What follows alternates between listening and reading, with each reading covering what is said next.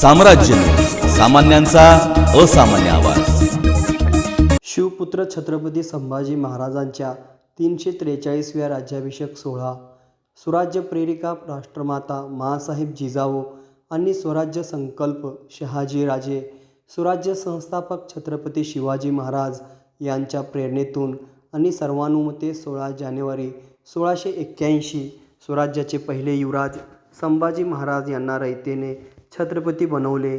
तोच हा आजचा दिवस होय। हा सोहळा सोलापूर जिल्ह्यात शिवपुत्र छत्रपती संभाजी महाराज राज्याभिषेक सोहळा समिती दर सालाप्रमाणे आयोजित केले। यावर्षी समितीचे 8वे वर्ष आहे।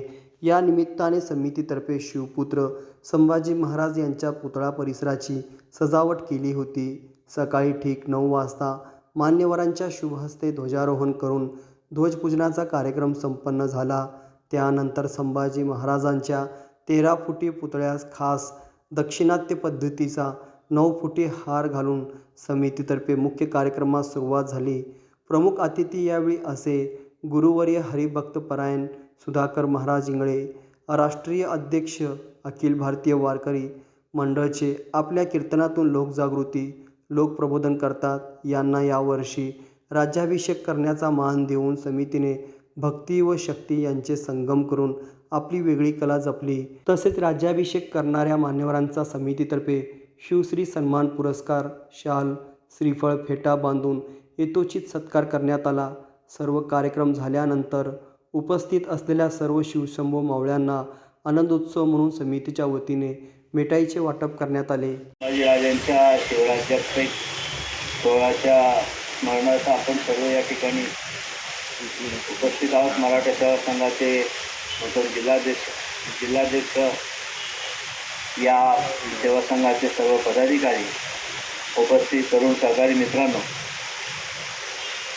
शेवटी आपण समाजकारणात काम करत असताना थोर पुरुषांचा आदर्श घेऊन आपण आपल्या आयुष्यामध्ये वाटचाल करण्याचा प्रयत्न करत असतो।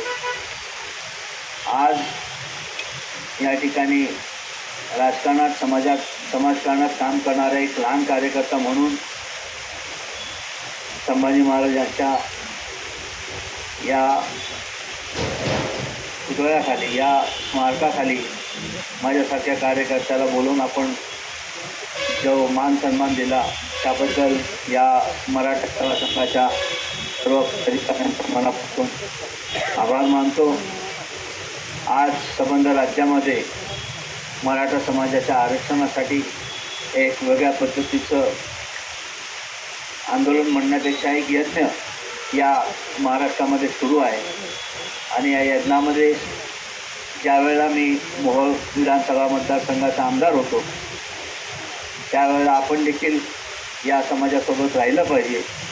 या समाजाचा जो न्याय्य हक्क आहे तो मिळवून देण्यासाठी आपणही खालीचा वाटा उचलला पाहिजे। त्या भूमिकेतून त्यावेळेला मी माझ्या आमदारकीचा राजीनामा देखील या मराठा समाजाच्या आरक्षणाच्या समर्थनार्थ दिला होता।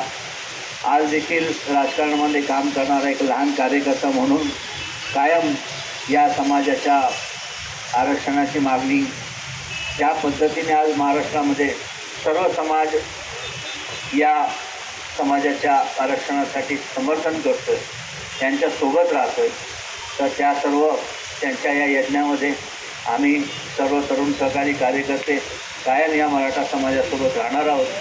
आणि छत्रपती शिवाजी महाराज असतील, संभाजी महाराज असतील, या थोर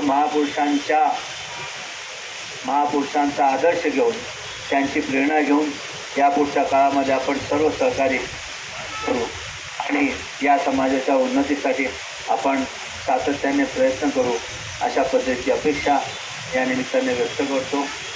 आता मोहोळमध्ये बऱ्याच दिवसानंतर आल्यामुळे मला खूप कार्यक्रम आहे उत्तर सोलापूरमध्ये, त्यामुळे अधिक वेळ न घेता पुन्हा आपल्या या सर्व पदाधिकाऱ्यांचं मनापासून स्वागत करतो, अभिनंदन करतो, आभार मानतो।